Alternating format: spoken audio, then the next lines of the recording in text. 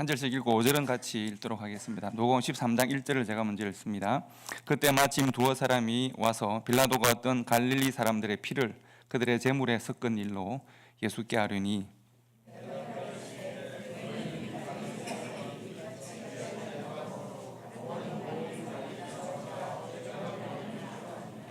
너희에게 이르노니 아니라 너희도 만일 회개하지 아니하면 다 이와 같이 망하리라.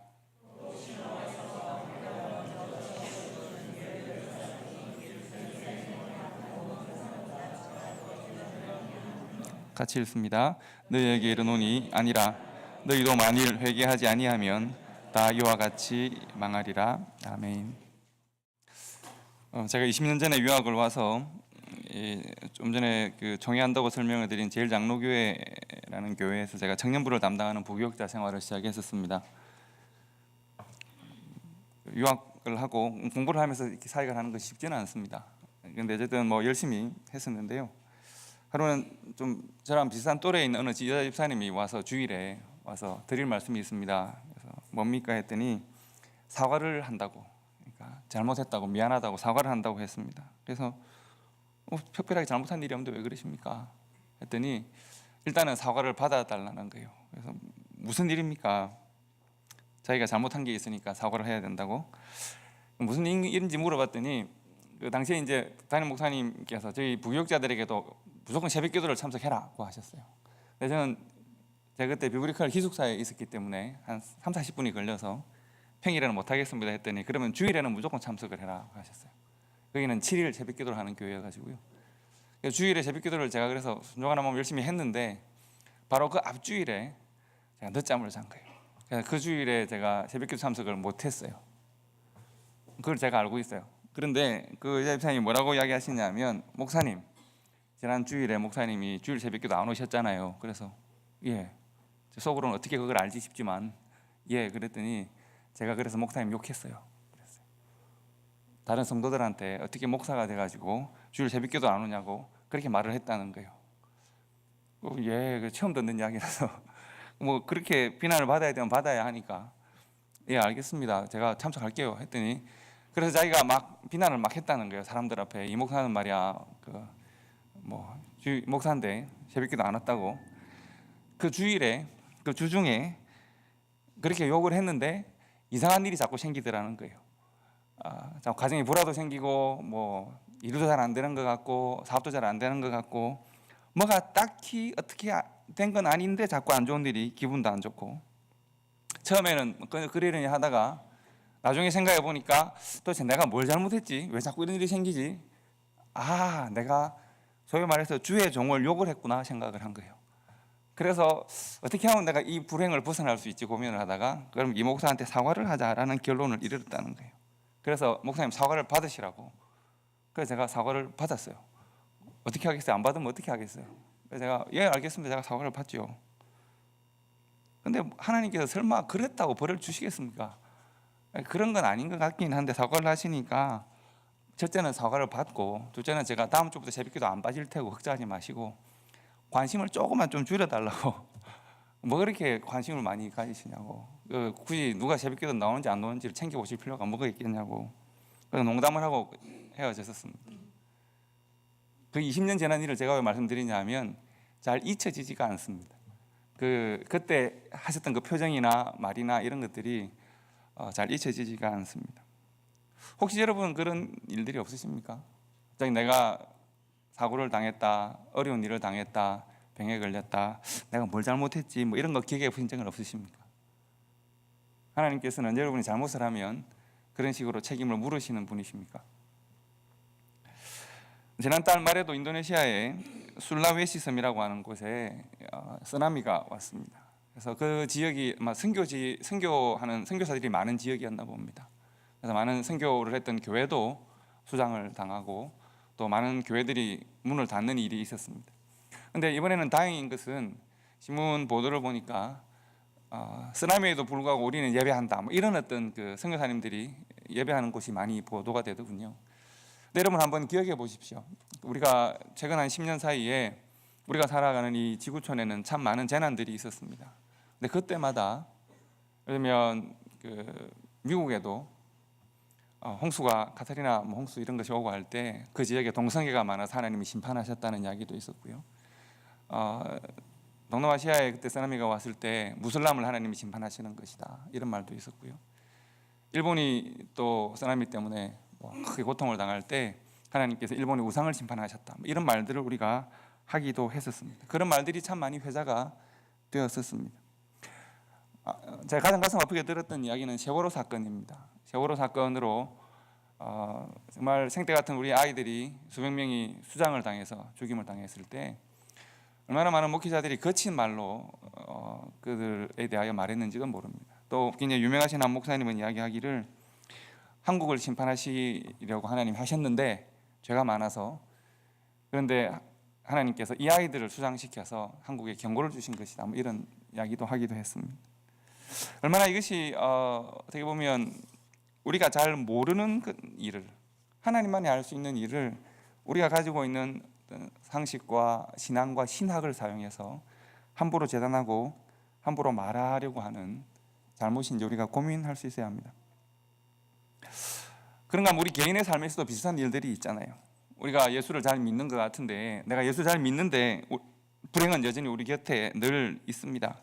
열심히 신앙생활을 해도 질병에서 자유롭지가 않고 교통사고도 생기고 부부간의 갈등도 있고 예기치 않은 일들은 자꾸 발생하고 내가 원래 의도하거나 내가 원인을 제공하지 않은 결과들이 내 삶에 다가오기도 하는 것이 우리의 인생입니다.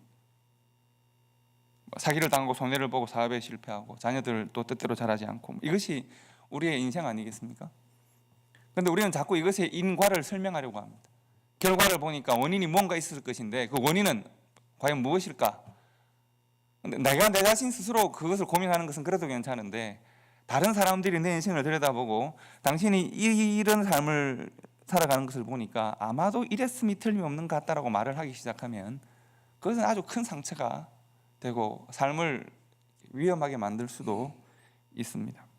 여러분은 혹시 스스로 이렇게 생각을 하시거나 혹은 그런 말을 들으셨거나 혹은 다른 사람에게 그런 말을 해보신 적은 없으십니까?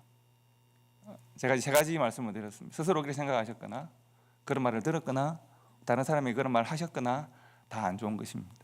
우리는 알 수 없는 삶을 살아갑니다. 여러분, 예수님의 시대에도 이런 일이 있었습니다. 누가복음 13장에는 당시 유대 사회가 받은 충격을 지금 설명하고 있습니다. 지금 13장 1절부터 5절까지 두 가지 사건이 소개되는데요. 첫 번째 사건, 두 번째 사건이 다 충격적입니다.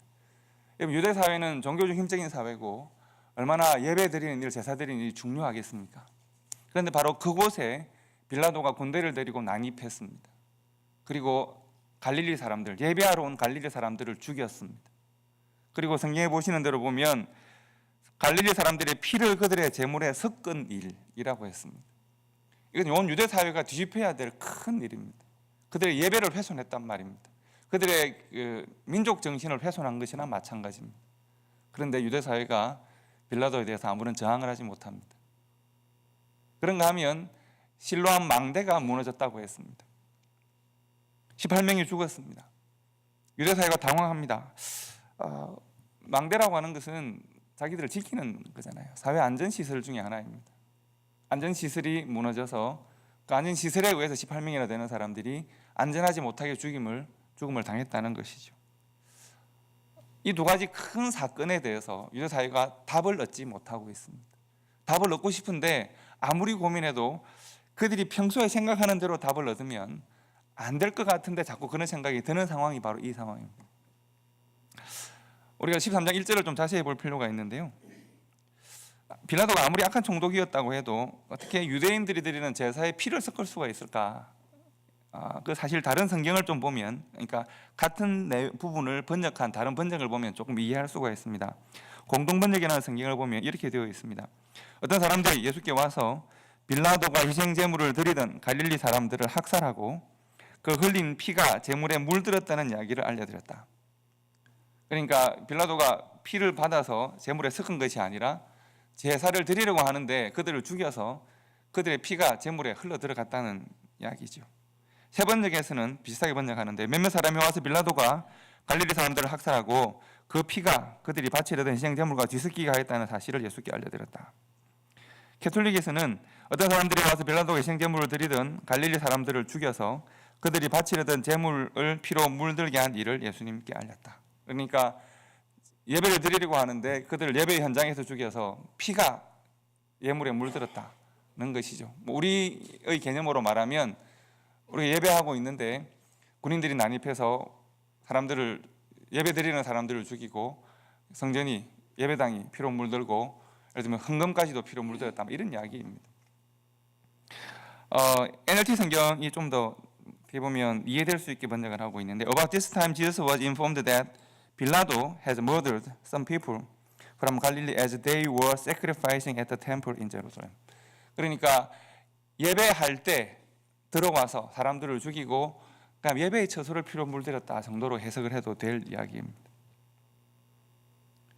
그런데 여러분, 제가 좀 전에 말씀드린 대로 이것이 이스라엘의 정신을 훼손하는 성전에 예배 드리러 갈릴리에서부터 멀리 찾아온 이 사람들을 죽인 일, 이 일은 있을 수 없는 일이죠. 이스라엘의 핵심을 훼손하는 일입니다.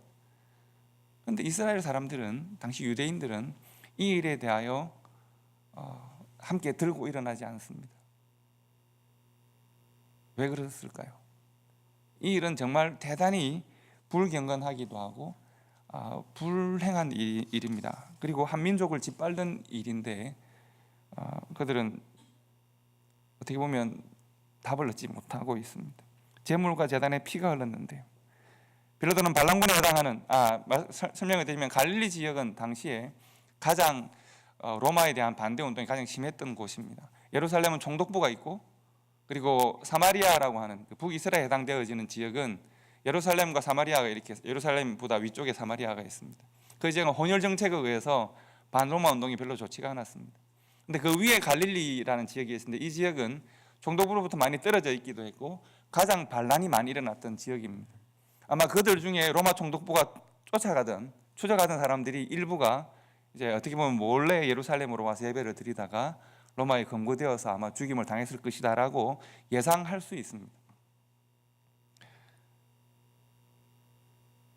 여러분, 이스라엘이 당연히 보여야 될 반응은 아무리 반로마 운동을 벌이고 어떤 일을 했다고 하더라도 예루살렘의 핵심, 이스라엘의 핵심인 성전까지 들어와서 사람들을 죽이고 제물과 제단을 피로 물든 일에 대하여 엄중히 항의하고 이것에 대하여 심각한 문제를 삼았어야 되는 것이죠. 그런데 당시에 유대인들의 그들의 삶에 다가온 재난들에 대한 그들의 일반적인 해석의 패턴이 있습니다. 그것은 뭔가 하면 이것을 아주 개인적이고 도덕적이고 영적인 문제로 보는 것입니다. 예를 들면 이 사람들이 이렇게 큰 불행을 당했다면 아마도 이 사람들에게는 이러저러한 문제가 있을 것이다라고 생각을 하는 거죠. 이 사람이 이런 돌뿌리 걸려 넘어진 것을 보니까 아마 아침에 잘못한 일이 있겠지 이런 것입니다. 실로암 망대 사건 또한 비슷한 일입니다. 이거 실로암 망대가 넘어져 사람이 18명 죽었네. 어떻게 그런 일이 있지? 라고 생각하시기보다 한 단계 더 깊이 생각해 보시면 실로암이라고 하는 것은 당시 예루살렘 성이 산 중턱에 산에 건설되어 있습니다. 물이 부족합니다. 그래서 호수에서 물을 끌어다가 샘에서 물을 끌어다가 씁니다. 기온이라고 하는 예루살렘으로부터 공급되어지는 샘이 있는데 그 물을 저장하는 큰 장소가 실로암입니다. 그리고 망대는 이 물을 관리하는 것이 망대입니다. 왜 그럴까요? 여러분, 물을 왜 관리해야 될까요? 생명수와 같은 물이니까 누군가가 악한 의도를 가지고 물을 훼손하면 그러니까 예루살렘에 있는 유대인 전부가 큰 해를 당하게 되니까 당연히 망대를 높이 세워서 물을 보호하는 것이죠. 이스라엘 전체를 안전하게 관리하는 것 중에 하나가 안전관리시설 중에 하나가 바로 이 실로암 망대입니다. 망대라는 것이 군사적 목적으로 건설해서 성에서 높은 곳을 쌓아서 적들의 동향을 관찰하기도 하고 또 망대라는 것이 그들 내부를 들여다볼 수 있게 해서 자유안전망을 구축하는 것이기도 합니다. 그들의 안전을 위하여 그들의 생명을 위하여 구축해 놓은 그 안전시설이 무너졌습니다. 이유를 알 수는 없습니다. 이유를 설명하지는 않았지만 무너지고 결국 안전을 위하여 건설한 그 사회안전시설이 오히려 예루살렘에 있는 유대인들의 생명을 위협해서 18명을 죽음으로 앗아간 것입니다. 어떻게 해석을 해야 할까요? 당시에 유대인들은 이런 문제들을 당연히 영적이고 도덕적이고 개인적 문제로 해석하려고 했습니다. 유대인들이 가지고 있는 사상 중에서 우리 동양 사상과 비슷한 것 중에 하나가 인과응보 사상입니다. 원인과 결과가 뭔가, 결과를 보니 뭔가 원인이 있을 것이다 라고 생각하는 겁니다. 아니 땐 굴뚝에 연기가 나겠냐, 이야기가 어디 나오는 이야기입니까? 우리 속담이잖아요. 그리고 그것이 어디 나오느냐 하면 욥기에 나옵니다. 욥기에도 같은 이야기가 나옵니다. 유대인들은 욥과 지금 다툼을 하고 있는 4명의 친구들은 욥 당신이 이런 고통을 당한 것을 보니, 질병이 발생하고 자녀를 잃고 재물이 다 날아가고 아내마저 당신을 버린 것을 보니, 당신이 이 정도 고통을 당하는 것을 보니 엄청난 죄를 지었나 보지, 이 이야기를 하고 있습니다. 도대체 어떤 은밀한, 하나님 앞에 은밀한 죄를 지었길래 당신 이렇게 엄청난 죄를, 하나님이 공의로우신 하나님이고 정의로우신 하나님이고 사랑의 하나님이신데 당신을 이렇게 벌하는 것을 보니 당신은 엄청난 죄를 지었나 보다. 그래서 일단 회개부터 하고 보자 라고 하는 것이 친구들의 논리의 핵심입니다. 욥은 그렇지 않다고, 나는 잘 모르겠다고 라고 말을 할 때 회개부터, 당신은 교만하니까 회개부터 하라고 하는 것이죠. 같은 논리가 여러분 예수님의 제자들을 한번 보십시오. 예수님의 제자들이 나면서부터 소경된 사람을 데리고 와서 뭐라고 예수님께 질문합니까? 누구 죄 때문입니까? 이 사람의 죄가 나면서부터, 태중에서부터 깊었습니까? 아니면 이 부모가 죄를 지어서 애가 이렇게 되었습니까? 이것은 정말 그 부모를 정말 고통스럽게 하는 일 아니겠습니까? 내가 죄가 있는데 내 자녀가 나면서부터 소경이 되었습니다. 나 때문에 이렇다라고 하면 얼마나 고통스러운 일인데, 이것을 스스럼 없이 말하는 것이 당시 유대 사회였습니다. 여러분, 이 논리는 정말 무서운 논리입니다. 당시 유대인들은 400년 이상 식민지로 지금 살고 있습니다. 이해가 되지 않습니다. 왜 우리가 하나님의 선하신, 하나님의 택하신 백성인데 왜 우리가 이런 고통을 당해야 하는지 모르겠습니다. 그래서 그들은 왜 우리가 고통을 당했을까? 아마도 죄 때문일 텐데, 그럼 누구의 죄 때문일까? 당시 신학자들 레벨에서, 제사장들 레벨에서 고민을 합니다. 우리는 이렇게 날마다 예배하고 날마다 경건하게 살고 날마다 예물을 드리고 제사를 합니다. 그렇다면 우리 죄 때문은 아닐 테고, 아마도 그렇다면 이렇게 하지 못하는 사람들의 죄 때문일 겁니다. 그래서 정죄하고 판단하는 일이 유대 사회에 그야말로 횡행합니다.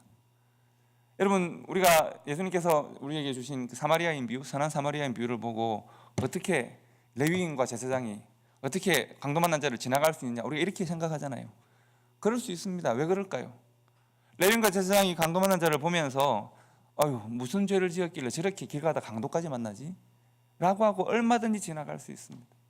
내 주변에 불행을 만난 사람들을 보면서 당신이 그렇게 불행 만난 것은 당신의 죄 때문입니다. 당신이 죄를 안 지었다고요? 그러면 부모님 죄 때문이겠죠. 이렇게 생각할 수 있는 수많은 가능성들이 당시에 있었습니다. 예수님께서 그들이 드리는 제사와 제물에 동족의 피를 적신 빌라도의 이 사건에 대하여서 그들이 빌라도에 대하여 분노하지 않고 아마도 그들의 죄 때문이었을 겁니다 라고 생각하고 있는 유대인들을 지금 책망하십니다. 지금 본문의 내용은 그런 내용입니다. 지금 예루살렘에서 말씀을 전하고 있는데요, 예루살렘 사람들이 갈릴리 사람들이 당한 비극을 보면서 이런 생각을 떨치지 못했거든요. 저렇게 억울하고 비참한 죽음을 당한 것을 보니, 심지어 예배를 드리러 와서 성전에서 죽임을 당한 것을 보니 무슨 그 죄를 지었을까? 예수님께서 그들을 꾸짖으십니다. 대답하여 이르시되, 2절에 보시면 너희는 이 갈릴리 사람들이 이같이 해를 받음으로 다른 모든 갈릴리 사람들보다 죄가 더 있는 줄 아느냐? 갈릴리 사람들 중에서 여전히 갈릴리에 있고 재앙을 당하지 않은 사람들이 있잖아요. 재난을 당하지 않은 사람들이 있는데, 그러면 재난을 당하지 않은 갈릴리 사람들은 좀 더 의롭고 재난을 당한 사람도 좀 더 악하기 때문에 재난을 받았는 줄 아느냐라고 지금 예수님께서 물으시는 겁니다. 그렇지 않다는 겁니다. 우리가 예수님의 논리적 전개를 잘 보실 필요가 있습니다. 지금 그 사람들은 갈릴리 사람들의 피를 제물에 섞은 일을 이야기하면서 그들의 마음속에는 이미 갈릴리 사람들을 정죄하는 마음이 있습니다.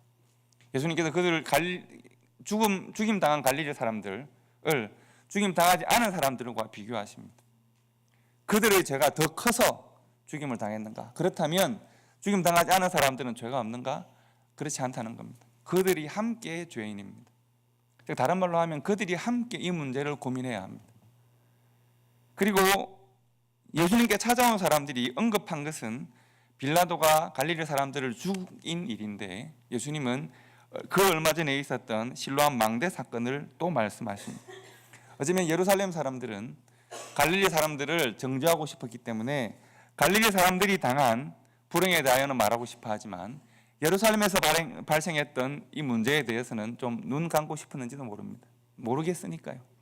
그런데 예수님께서 로마의 권력에 죽임을 당한 사람들, 그 개인들, 그들이 죄가 있어서, 더 죄가 많아서, 혹은 너희들은 의로워서 그런 죽임 당하지 않은 것이 아니다.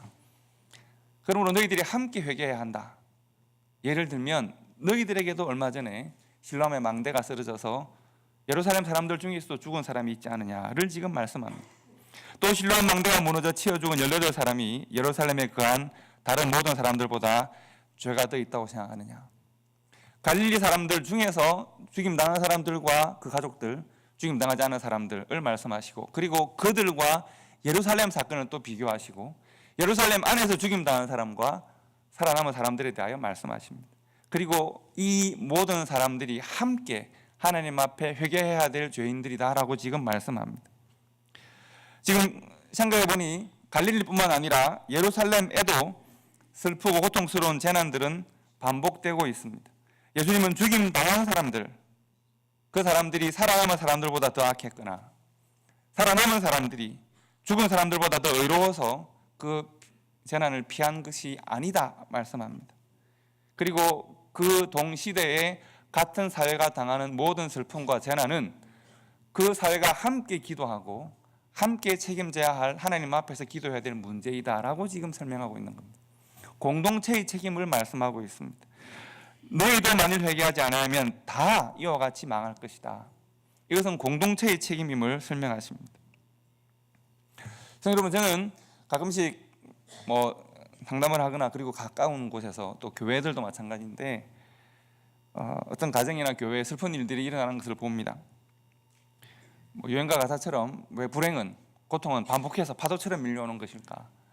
한번 잠시 고통이 오고 그대로 지나가면 좋겠는데 반복해서 우리들에게 다가올 때가 있지 않습니까?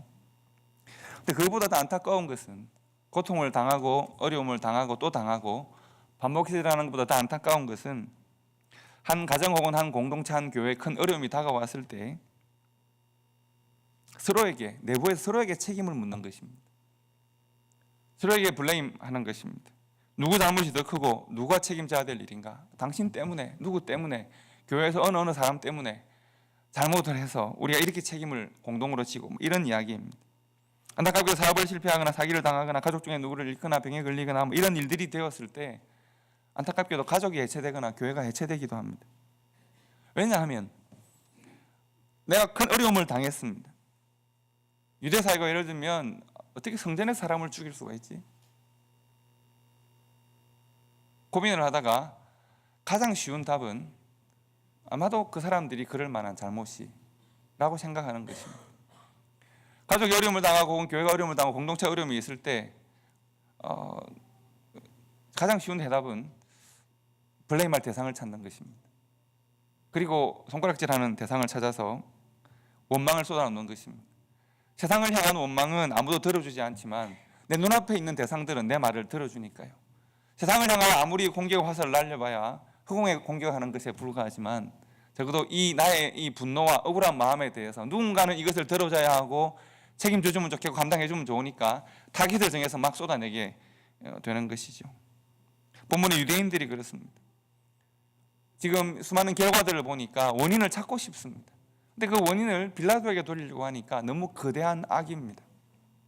로마라고 하는 거대한 악을 이길 수가 없습니다. 무너져 있는 사회 안전망에 찾으려고 하니까 유대 사회가 함께 책임을 져야 하는데 그렇다면 나도 무너진 망대에 대한 책임이 나에게도 있습니다. 그러니까 그것을 책임지기가 싫습니다. 그러면 어떻게 해요? 아마도 그들에게 그럴 만한 문제가 있었기 때문이다.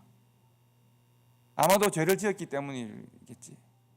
그래서 그들은 강도 만난 자를 피해가고 슬픔을 당한 사람들을 피해가고 고통을 당한 사람들을 피해가고 나는 안전하니까 그 불행이 내게 다가올 때까지 나는 안전하니까 그 불행을 외면하는 것입니다.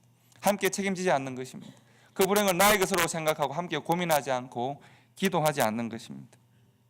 어떻게 우리는 수백 년 동안 이런 식민지로 살고 있을까? 하나님은 하나님의 그 얼굴을 우리에게 외면하셨을까? 누구 때문에요? 아마도 저 죄인들 때문에. 작은 일이 생겨도 원망하고 책망하는 일들이 습관이 됩니다. 이해할 수 없는 일이 발생하면 자신의 논리로 해석하고 자기 편에서 해석하고 다른 사람들을 정죄하고 판단합니다. 가족들을 잃고 슬퍼하고 있는데 아마도 죄가 있을 거예요. 이건 얼마나 잔혹한 이야기이겠습니까? 사고로 당한 사람에게 아유 엄밀한 죄를 지었겠지.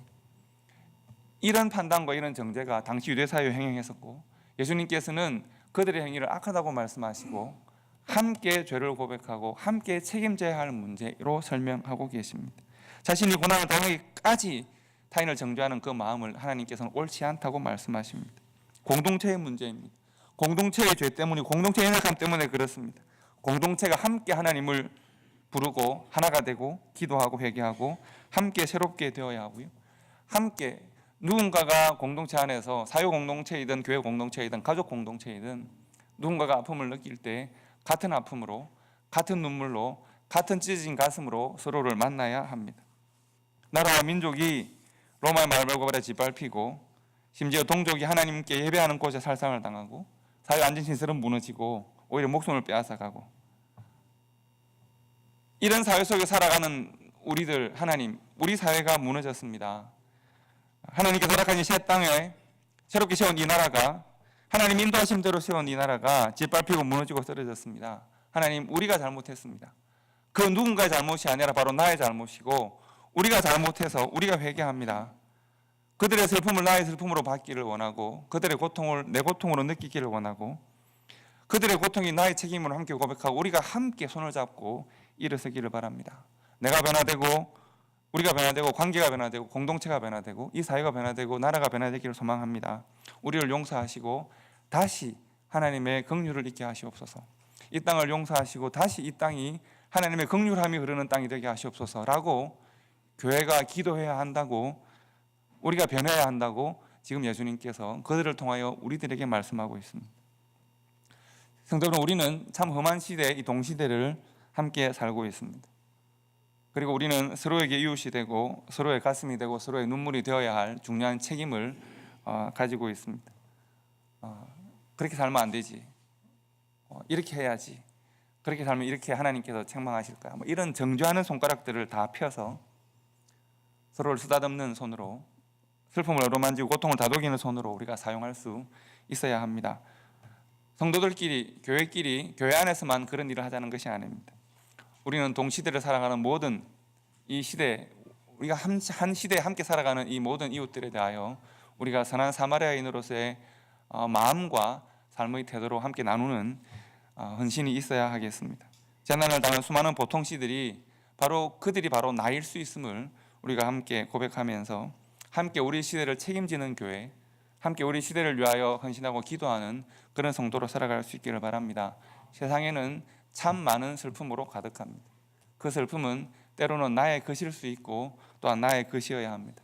우리의 마음 가운데 세상의 슬픔을 함께 안고 함께 눈물로 기도하는 교회와 성도가 되고 함께 우리 서로를 책임지는 교회와 성도가 되어서 하나님의 나라를 이루어 나아가는 아름다운 교회, 성도가 될 수 있기를 주님의 이름으로 축복합니다. 기도하겠습니다.